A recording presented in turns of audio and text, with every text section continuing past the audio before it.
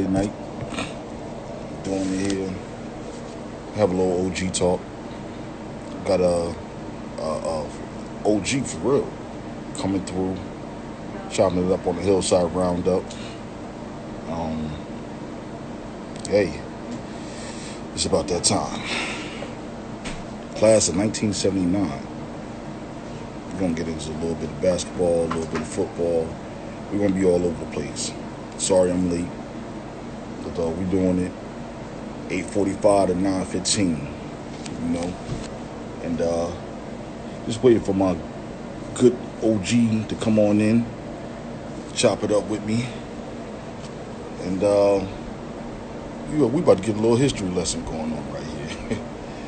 But side note, you know what I'm saying? What y'all think about that T.I. and 50 on the verses? Just in case, just so y'all know, I don't do the Hillside Roundups when the verses is on. When the verses is on, there'll be no Hillside Roundup. You know, I just do that out of respect because I want people to view my what I got going on, and also so y'all can see who I'm bringing to the table. Some of these legends that I got, you know. And how y'all digging the show so far anyway? You know what I'm saying? You can hit me up, leave comments and everything. And here we go.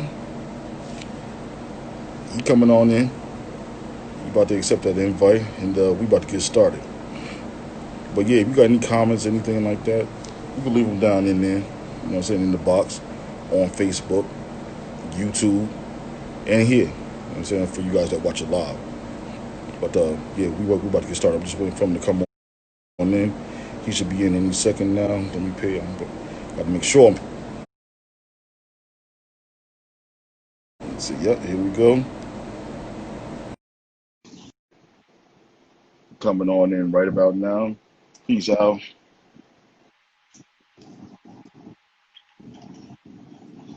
Ladies and gentlemen, Mr. Darren Hemmingway, class of Isaac, 1979. How are you, sir? Isaac Durrett Jr. Yes, sir. How are you, sir? Good, good. How are you? Hey, listen, I'm good, man. I'm good. Yeah, Just coming in here, excited to be talking to you, young man. Mm-hmm. And so you said from the class of 79, huh? Yes, sir. Yes, sir. So let me ask you a question. What was you doing in 1979? I was born, brother. I was born that year, man. So I done lived a whole high school life and everything, and you was just born, huh? Yes, sir. Okay, I hear you, man. I hear you. Well, let's get down to it. Let's do it. Now, first and foremost, I've been told that any and all of the Hemingway, if you was a Hemingway, you was a star athlete. How true is that? Wow. Well, I tell you what, it all started with my older cousin, Tony. Okay. He was like a 5'11", like ridiculous fast guard and stuff, man. So he inspired me so much, man. You know, he came up, playing in all the little leagues and everything. And at that time, when you was like in the 7th and 8th grade, they had a traveling squad. Right. Oh, okay. And okay, so the traveling squad, it was like funded by a local businessman by the name of Chico. Okay. And he would get all the little talent around Hillside and take them to other surrounding towns. And, you know, I was too young to do that, but my cousin was a part of that. And listen, man, that was, that inspired me and trust me, I wanted to do that when my time came. Okay. So listen, that's what we did, man. We played. I know you always say, well, who put the ball in your hand? Right. And we started with like aluminum foil in the house. Right. Yeah. And we would throw baseball when baseball season. We'd be in the house. We'd make it a basketball. We'd make it a football. We did everything. So yeah, it came up, you know? Yeah. Now that's dope because I remember back when me and my brother Kurt, we was the only two at the time. We used to ball up the foil real good. Then if we ain't had no more Yes. foil, we'd take the socks, bend up the hangers real good, hang them on the door, like had it like a real hoop. Started getting that jumper going. No doubt. No doubt. Yeah. Listen, I'm gonna show you something right here and stuff. This is a little hoop that I used to play on. We used to play on, and we used to take a hanger and break the hanger and open the hanger up and just round it off and get a net and listen to make a hoop, you know? Yeah. And that's how we did it. Now, what was it like coming up the hillside in them times, like back in the 70s and in your era, coming from Conklin Ave down to either the Powell or Central? What was that like? Well, I tell you what, the POW was the place to be when in the 70s. And listen, a lot of good ball players came down to the POW before they used to go down to Central. And before the POW, I guess they let it go down a little bit. The court was a little cracked and all that other stuff. And but listen, we used to have some hot games down there until we started migrating south and started going down to the to Central, where we continue the legacy of having some hot ones. And trust me, it was known all around. I mean, not just to Hillside people, but listen, people was coming from out of town. They had to be a part of that, and that's that's how we got it in. Yeah, that's how we got it in. Now you were telling me before about some guys from your era and your time that was just like off the hook out there and just phenomenal ballers. What's some of them names that you got from them? Okay, I got the first guy that really was so tough that I seen. He graduated, man, you wasn't even thought of back then, but I think he graduated in the class of 74, and his name was Harvey Wooten. Okay. Now, he was the James Mazik, like 6'5". He could handle, he could shoot it. Harvey was the real deal. And actually, his team, the team that he played on, was the first team from Hillside that ever went to the state finals. Wow. And they went to the state finals and they came up short against a team in Pleasantville.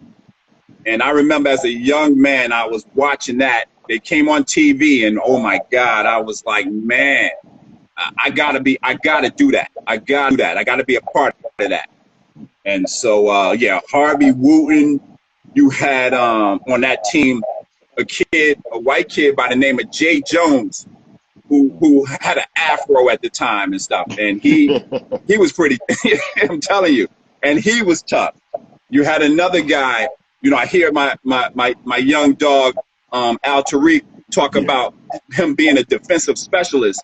But then you had people like a kid named John Fries, who was, he's like oh my goodness. He was a defensive specialist.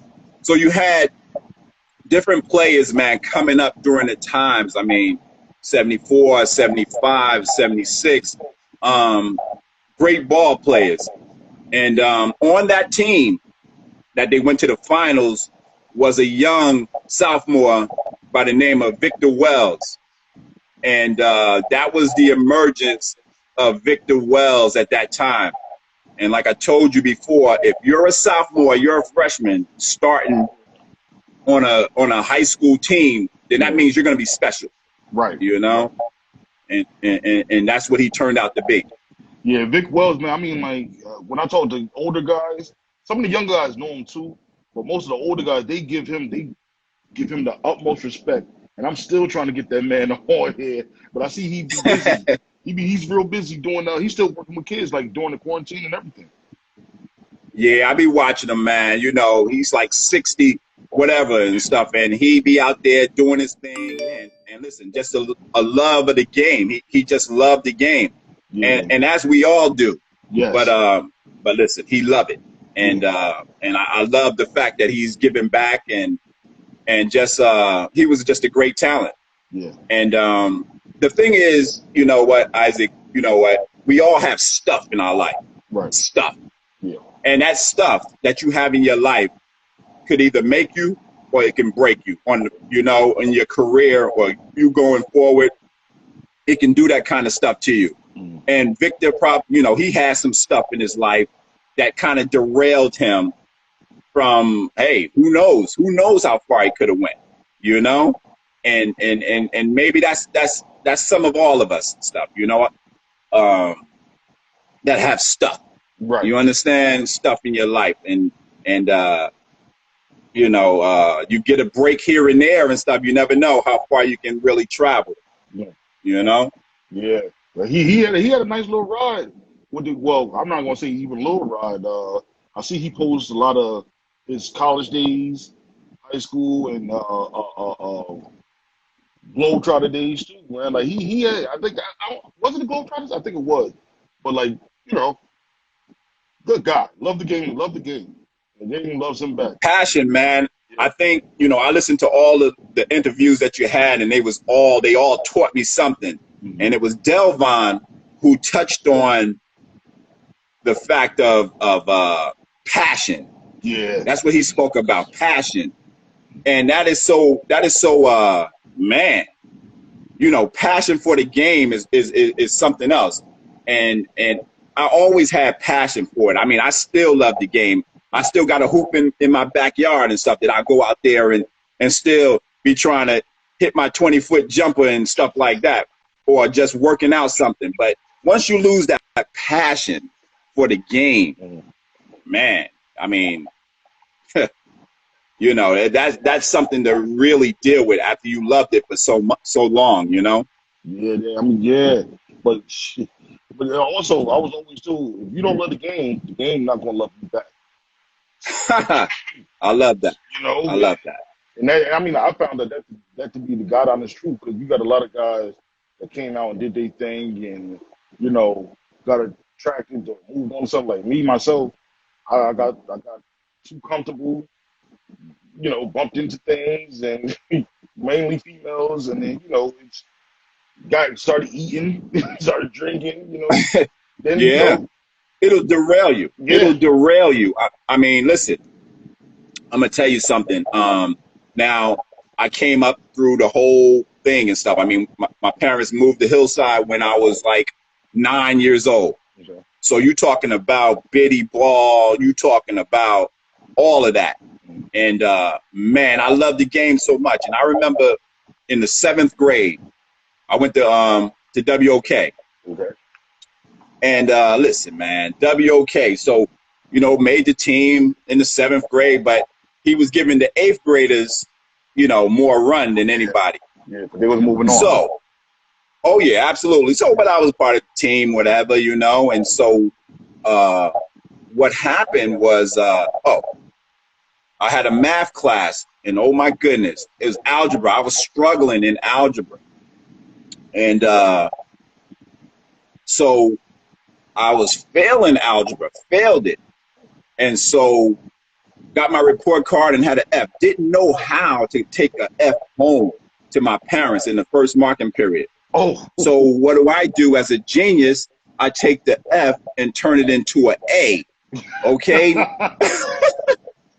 Okay, and not looking at I had to bring the report card back, but so I didn't have to face my parents. right. Man, ended up, teacher called mom, and oh my goodness, mom took me off the team, and bruh, that was what I loved and stuff. And she hit me right where it hurt, and took me off the team, and listen, I was empty.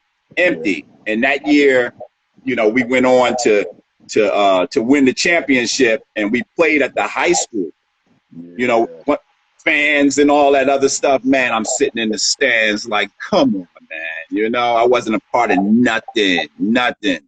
So, but that was a lesson for young me at the time. You know. Yeah. So, Wow. Yeah. Wow. So moving on now. Let's talk about your career a little bit. Now, did you play football, basketball, or just football? No, listen, I played basketball. I was a pretty good baseball player. Okay. But after in my freshman year, so we played like 1,000,000 games my freshman year in basketball. And so when I start talking about that stuff that happens in your life after basketball, I was going to practice every day. You know how you do. You go to practice every day, take a big part of your life. Right. And so anyway, they wanted me to go out for baseball, but I didn't go out for baseball because I wanted my freedom. I wanted to go home after school. I wanted to do, other things and stuff, other things. So I just played basketball. And so, yeah, from freshman, I played freshman ball, played JV. And then, of course, got a varsity uniform as a sophomore. Didn't play, but got a varsity uniform. And then from there, my junior and senior year, we did our thing. Oh wow. We did our thing. Now Okay. I meant to say now was Elizabeth, how was Elizabeth who we got? We got Elizabeth, Roselle, and Lyndon. How was those schools matched up with you guys during that time? Well, were they still rough and tough? yes, they were. Yes, they were. I mean, all the way through. I mean, listen, I remember being a freshman and we played against Lyndon had like three junior highs. They had Soul, they had McManus, and I forget the other one and stuff. But anyway, all them jokers was tough. They was bigger than us. They was tough. And so Elizabeth, all through my high school, listen, we were group 2. Right. And that's what I love about those teams in the 90s, that they went in Elizabeth and like I said, they took their food. They went in their house and they stole their food. They basically beat them in their own home court. Now you have to do that to become champions. You have to do that. Right. And I'm just gonna fast forward or take you back to my senior year. We was on a roll in the county tournaments. We had to face Elizabeth. Okay, they were standing in our way, the Giants and stuff. Group 2 against Group 4. House is packed. Oh my goodness. So we went up in Elizabeth, and we tried to beat them, but we couldn't beat them that night, man. They had a little bit too much. We was missing one of our shooters, a kid named Eric Towns. His nephew, Marcus Towns, played in the Final Four a couple of years ago for Loyola of Chicago. Oh, world. But anyway, yeah. So we lost to Elizabeth that year. Had a melee on the court that I probably started and stuff, man. Just I started it because because a kid was D'ing me up, and listen, to me, he was holding me. I was just frustrated because we wasn't winning, and so the immaturity of me, I said something to him. He like, "Shut up, punk." I'm like, "Oh, shut up, punk. Shut up, punk." Okay, so I take an elbow to the side of his head and stuff, hit him on the side of the head. Just some real wild stuff. And he turned around and hit one of my guys. And like I said, and then the young sophomore who by the name of J.J. Lewis, he was a sophomore on our team. And he had a lot of heart. And he turned around and punched somebody in the head. And like I said, it was lights out after that. People on the floor, boom, boom, boom. And I think about that to this day, the immaturity on my part. But doing that, I mean, I should have provided that senior leadership that was non-existent that particular night. Wow. And so, yeah, so when you talk about those teams, those Group 4 teams, we didn't have no big wins against them. They basically went on to do their thing, was standing in our way. So, like I said, those teams in the 90s, they went in and that's what made them champions. And that's why they did that because they had some big wins at those times, you know. So about so about 79 to about 90, if you can remember. You know what I'm saying? We Yeah. follow a lot of basketball. I know you watch a lot of basketball every day, but 79 to Right. 90, those teams, I from what I've heard, those teams was just like remarkable. I say roughly 94 and 82. 94 and 82, I heard those teams Well, were like champions. yeah, the 81-82 team was, those guys were sophomores when I was a senior. And they was bound to be special, okay? Because a lot of them had varsity uniforms. And I didn't come to a lot of games, but I did come to a game where that 81-82 team was actually playing in the finals. And I think they lost to somebody like Union Catholic or somebody who was tough during that time. And if the ball would have bounced a certain way, they probably would have won, but they didn't win. They didn't win. I didn't get a chance to see James Mazik's team and stuff. My cousin Artis was a quarterback that year, and he had a varsity, so he played on that team also, along with Al Tariq. And man, you know what I'm saying? They won it. They won it all. And my cousin, at any family function, he doesn't stop short to remind me that, listen, with all the talent that you guys had, you guys never won it. But my team won. We won it. And what can you say to that? What can you say to that? You gotta throw your hands up. You gotta throw your hands up, yes, sir. You can't say nothing to that. And James Mazik, rest in peace. Listen, I don't know. Listen, he's a little chubby little thing and stuff when he was younger. He was a little chubby. Great kid. I don't know if he used to deliver papers. I never knew that he was going to turn out to be the monster that he was. And listen, and actually one of the greatest ball players to ever lace him up in Hillside history.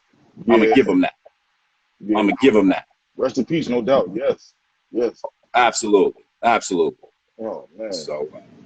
So I didn't get a chance to see all the other brothers, the Lamont Adams or Lamont Muhammad, the Kendall Ogles. I didn't get a chance to see them brothers.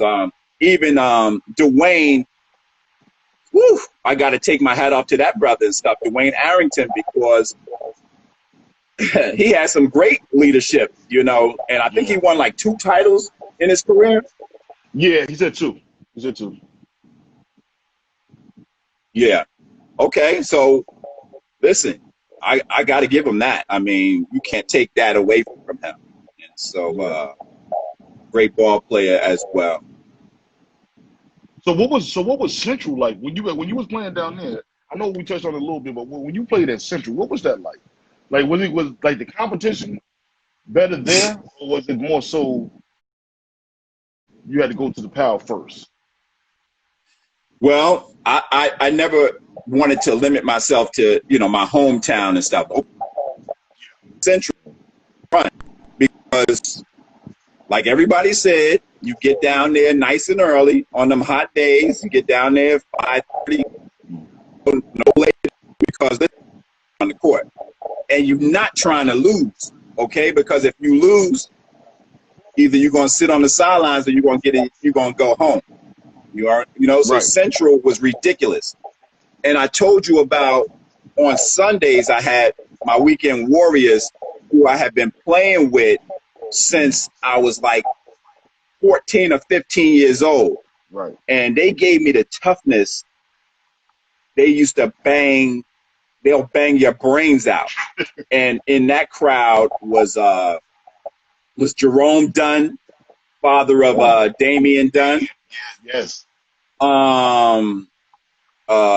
Big Jim Freeman, who was like a big Wesley Unseld. He'll knock your brains out and stuff, man. And would bring his kids down to the court. And so that's why I was so surprised to see you interview Sarita. My God, she was little. Yeah. But she was paying she was paying attention and stuff. You Oh, understand? definitely. Yeah, she was. She was paying attention. And and the other one, Jason, was Jason a great ball player? Was he good? I mean, But Jason was a decent ball player. Jason, he came out with me, 98. He was a decent ball player. He can handle the ball, and I think they more made him. They kind of changed his game. Spot up shooter, and he'll just kind of like occasionally take you to the basket. But he's a Freeman. He's a Freeman. yeah, he was a Freeman and stuff. Exactly. Yeah. Just like the other ones. I remember them because they was there every Sunday, and I tried to make sure that I got there every Sunday because it was a great run. Now, half court. It was a half court because them jokers was grown. They was grown men, Yeah. and they wasn't trying to run and up. And so that fit me perfect because I was still young. And listen, all I had to do wasn't no 3 seconds, wasn't nothing. So I'll just stay in the lane and do whatever and stuff, man. Yeah. Couldn't move me, couldn't do nothing. So I just did my thing in there, Yeah. And I think you're speaking about Preston and Seamus. Those brothers right there. Yes. I as a kid, I looked at them. I'm like, yo, they look like they can hoop. Sharita balling, Jason balling. But what can they do? But when they came out and they could hoop too. I got to show them love too. Well, Preston, like I told you before, Preston never met a shot that he didn't like and stuff. My man was young, but he was firing. He wasn't bashful, okay? And he was shooting. And Shamey was a little younger. He was a lefty, if I remember. And so, yeah, his game was quiet, but still, like you said, he was a Freeman. Yeah. And so listen, I mean, if I gotta look back, I gotta give it up, man. I gotta give it up to my weekend warriors. And then, hey, Monday, Wednesday, whatever day, I would go. Nothing happening on Fridays. Not too much happening on Fridays and Saturdays. But yeah, that was the place to be. All right, so now we're getting down to it. I got to ask you this, man, and you've seen a lot of basketball. You can take any 5, any era. What 5 you got? Now, I hate when you ask me this question, because, I mean, because I've seen so much, man. And let me tell you something, bro. I ain't had time to be looking at nobody and saying, whoa, that dude is great and stuff, man, because I was still trying to get mine in and stuff, okay? If you were sticking me, it wasn't going to be easy that night and stuff. So just for the sake, so I'm going to go with my top 5 Central. Now, it's a little unconventional, but I'm going to give you 5 and stuff, okay? So now, 30 years still talking about a couple of these plays and stuff, man. And you remember in Friday when John Witherspoon asked the question, how come you in the kitchen? Every time I'm in the kitchen, you in the kitchen. Yeah. You remember that? Yeah. Okay. So now I'm going to go with my first guy is Cat Tucker, because every time I was there, he was there. Okay? Yeah. Always in the kitchen. Okay, yeah. He was there. And so you can't deny him. He was a great athlete. Yeah. And football, and his brother was ridiculous on the football field. Tony, I don't know if you know him and stuff, but yeah. And track and field. Yep. Oh yeah, ridiculous. Yeah. He gonna be on every list. And this is Tony Taim Little, okay? In any place, he was dangerous, in any place. And I usually, I tell a story about Tony. Tony used to live down the street from me, like 2 doors down. So I'm like, when I was in the 5th grade, he was like in the kindergarten. Wow. And him and I was on the same team. We played 2-on-2, and we would go around playing people in their backyard and stuff, and murdering them and killing them. And Tony was dunking in the kindergarten and stuff. You know what I Oh mean? my God. Damn. You know, yeah. I'm actually embellishing the truth and stuff just Yeah, I to know. let his legend grow and stuff. He wasn't dunking, but I'm telling you right now, he was giving it to people and stuff. He was giving it to them, and you knew he was going to be special. And I hate the fact that he got derailed himself because he has stuff in his life too. And I heard people talk about him being the only player to make all state from Hillside, but that's not true. Some other, I think Victor made a team. It wasn't first team. Now, Tony was the only first team all stater. Okay. Yeah. And on that team, you had like two people that went on to play professional ball. I think it was Mark Bryant and another kid from St. Anthony's. And Tony could have been there, but stuff in his life, man. He was a young father when he went to college, and a lot of stuff that just took him out of there and stuff, So, Yeah. all right. So anyway, We had 3. that's 3. No, Who we I'm need a gonna third go one. with? I'm gonna go with this kid named Eric Dabney. Okay, he was this. I thought that he was a great ball player, a young ball player. I thought he was great. I don't know if you heard of him. Yeah, that's what I was gonna say. I think Phil Moore. Yeah, my man Phil Moore. He was talking about him, and he was a phenomenal player. He said, "You never seen him play. You had to see him. You had to be there. You had to be there in the building."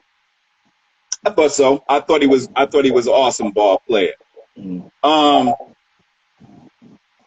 My other player,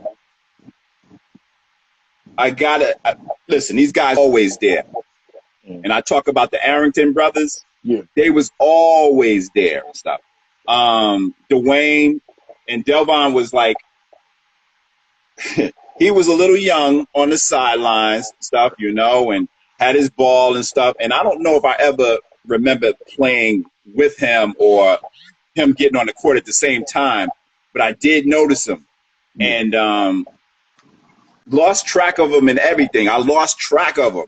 And then one Saturday, like I said, the basketball junkie that I am, I turn on the TV and they talking about from Hillside, New Jersey, Delvon Arrington. I was like, get the hell out. What? And I had to like focus in, and the kid had made it to Florida State. And listen, my hat's off to him too, because he had to run that team, and he did a phenomenal job running the team. So those are my 5 central players and stuff. Now, I have an organized team too. Okay. That played organized. Okay, I'm going to go real quick with that. First, I got Harvey Wooten. Okay, I told you about this kid, Harvey. Okay, can't leave him off. I got Tony Little. Okay, I got him. Who else I got, man? Mazik. Okay, number 3. Who else I got?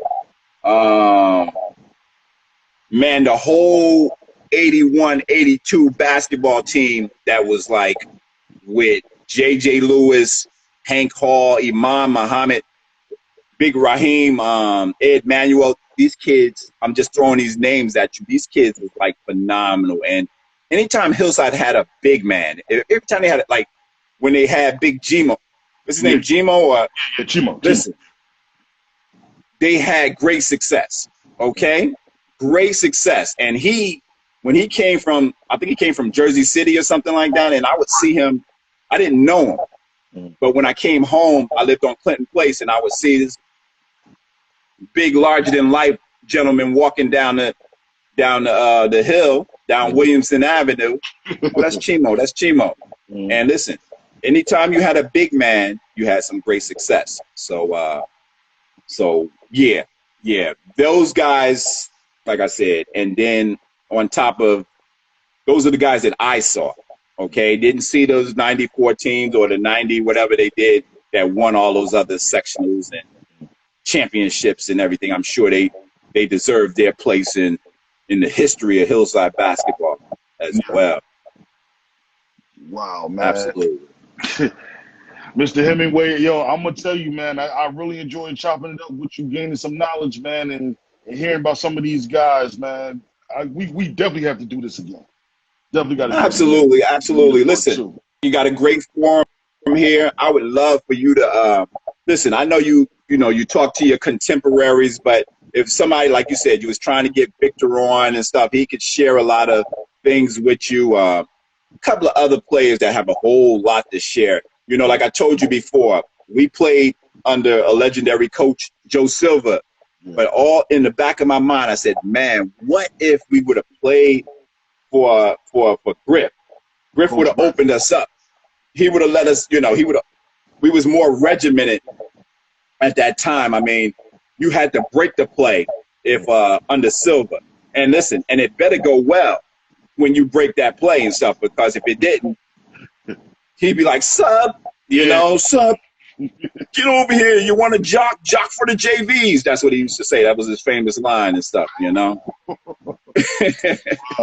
Word. So anyway, yeah, man. That's how Coach Ellis was. Oh, really? Yeah, Coach Ellis, if you didn't run the play right or you wanted to do extra or be extra with it, your ass sat right next to him on that bench, or he'd be like, get away from me, and I'm ready for you. Next man up. Well, Derek was he came from that I think he played for Joe Silva as well. Mm-hmm. And Derek, listen, his family is very special to me as well. I mean, his father was a great mentor to me when I was young, and listen, got a lot of love for the Sellers family, man. I'm telling you that.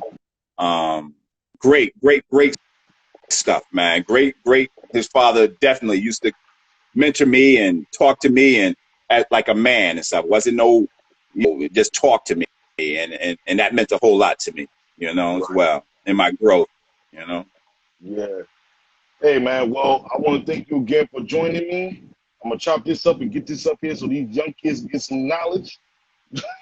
Got you. I'll give you a holler real soon. But thanks again, showing you your Okay, love. Isaac. Giving you your flowers right here, man. Thanks again for the knowledge. Thank you, sir. I appreciate you, man. Much love, all right? No doubt. Thanks, man. Yes, sir. Peace.